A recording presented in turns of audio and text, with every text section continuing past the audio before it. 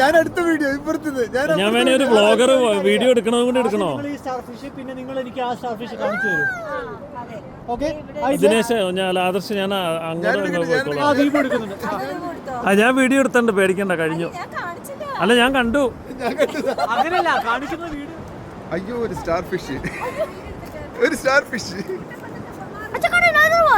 അയ്യോ, അത് കളഞ്ഞേക്കടാ, അത് ചത്തുവിടാം. പണ്ട് പാഠപുസ്തക താളുകളിൽ നിന്ന് ഞാൻ പഠിച്ച പസഫിക് ഓഷ്യൻ തന്നെയാണ് യഥാർത്ഥ പസഫിക് ഓഷ്യൻ എന്ന് ഞാൻ മനസ്സിലാക്കിയ നിമിഷങ്ങളായിരുന്നു ഇത്.